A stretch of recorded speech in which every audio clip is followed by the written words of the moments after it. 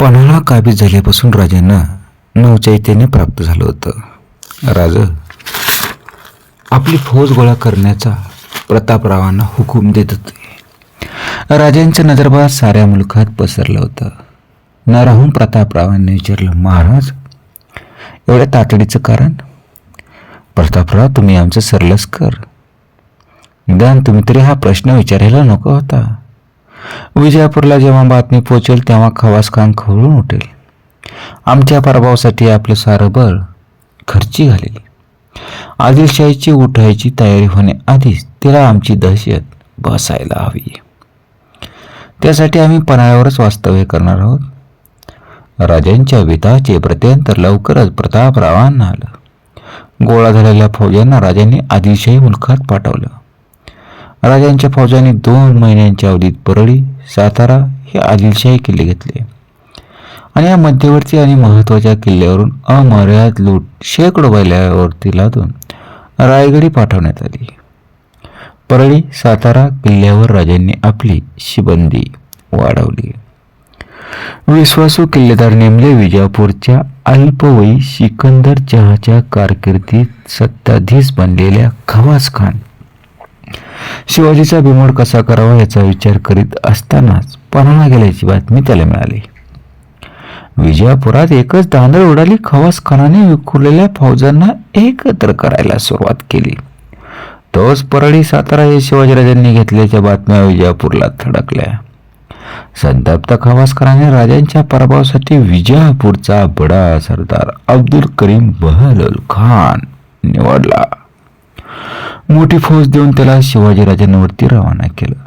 खान 12,000ची फौज घेऊन विजापुरापासून 12 कोसावर असलेल्या उमराणीला आला. बहलोल खानाला ज्यादा मदत मिळावी म्हणून खवासखानाने रांगणा, अडवाणी, कर्नौल यांच्या सुभेदारांना सैन्यासह येऊन बहलोल खानाला मिळण्याची फरमान काढली. खान उमराणीला आल्याची बातमी राजांना टाकोटाक कळली. राजांनी सेनापती प्रतापराव, आनंदराव, आनाजी, विठोजी शिंदे, विठ्ठल पिलदेव यांच्यासारखी विश्वासू माणसं गोळा केली. प्रतापराव आदिलशाही सरदार बहलोल खान पठाण उमराणी पावित आल्याची वरती आली.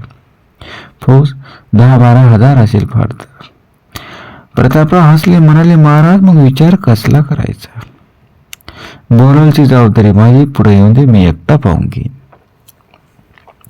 राजा खिन्नपणे हसले. प्रतापराव, आपल्या मराठ्यांना हा शापच आहे. विचारापेक्षा भावनाच बलवत्तर. आपल्या ताकदीचा आम्हाला का अंदाज नाही? बहलोल उमराणीला उगीच बसला नाही, तो फौजेची वाट पाहतोय. मोगल सरदार दिलेर खानाकडेही खवासखानाने फौज मागितली.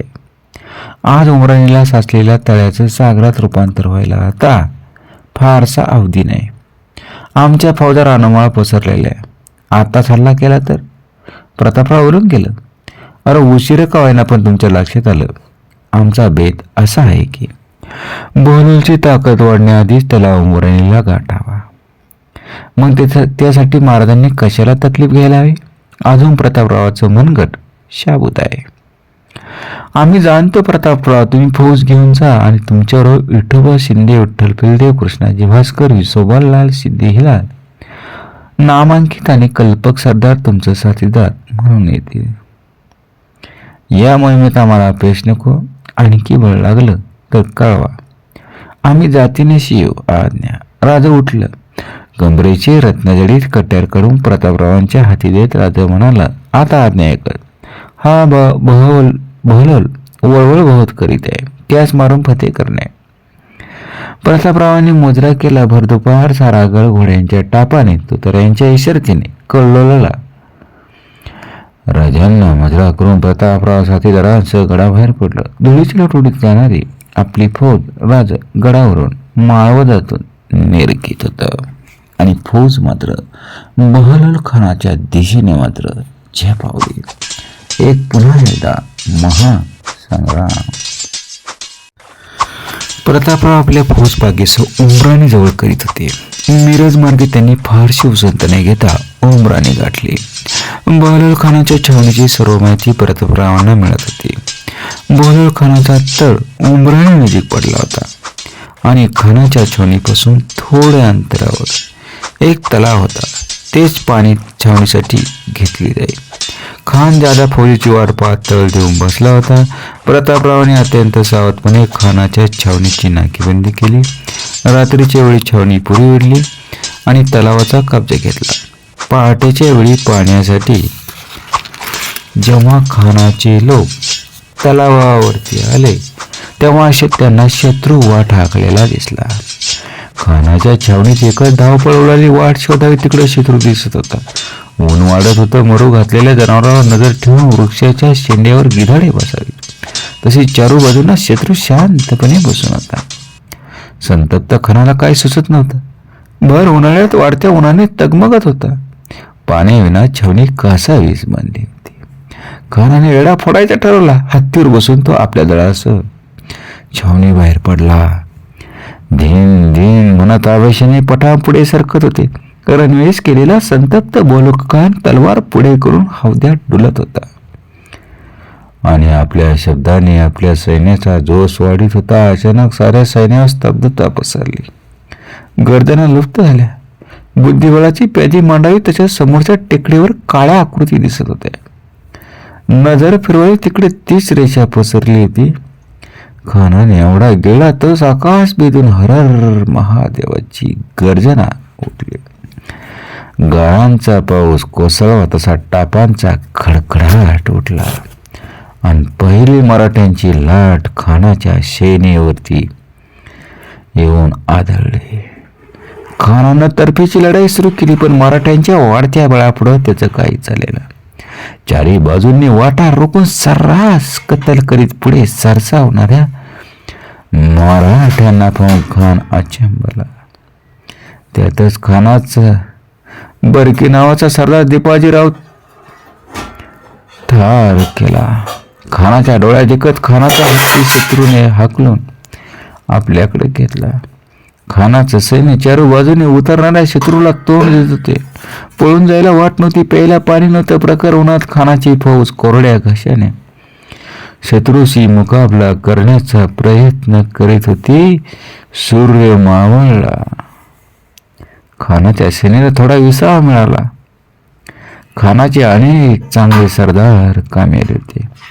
अर्धी छावणी शत्रूच्या हल्ल्यात होरपळली होती आणि या संकटातून सुटण्याचा मार्गही दिसत नव्हता. खानाला आपला मृत्यू दिसू लागला. खानाने आपला वकील प्रतापरावांच्याकडे पाठवला. खान शरण आला होता. खानाने अर्ज केला तर अंतस्थपणे कळवलं, आपण तुम्हावर येत नाही, पातशाच्या हुकमाने आलो. या उपरी आपण तुमचा आहे. हर एक व्यक्ती आपण राजांचा दावा न करी. प्रतापरावांचं मन त्या अर्जावाने विरघळलं. त्यांनी उदार मनाने खानाला क्षमा केली. हाती सापडलेल्या बहनाल खानाला प्रतापरावांनी जाऊ दिलं. राज पन्हाळ्यावर होतं. राजांना बातमी समजली. आपल्या फौजेच्या पराक्रमावर खुश झाले. पण हाती आलेल्या बेभरवशाचा बोलल खान प्रतापरावांनी सोडून दिला. कळताच राजांना दुःख झालं आणि कृत्याचा झाप विचारणारी थैली त्यांनी प्रतापरावांना पाठवून दिली. राजांनी प्रतापरावांना खरमरीत पत्र पाठवलं आणि विचारलं होतं, बहलोल खानास मारून फतह करणं अशी आज्ञा आम्ही केली असता त्यात सोडून का दिलं? सलाह काय निमित्त केला? असं खरमरीत पत्र मात्र छत्रपती शिवरायांनी प्रतापरावांना पाठवलं आणि प्रतापरावांनी जेवढ्या हुशार जेवढं ही लढाई जिंकली तेवढाच मात्र त्यांना पश्चाताप आला की या बहलोल खानाचा आपण सोडून मात्र खूप मोठी चूक केली. आणि खऱ्या अर्थाने प्रतापराव दुःखी झाले. विजय मिळवला पण विजय देखील साजरा मात्र करूशी मात्र प्रतापरावांना वाटाना. आपण ऐकत आहात शिवभारत. उंबराणीची झालेली प्रतापरावांची अखेरची लढाई. जय भवानी, जय शिवराय.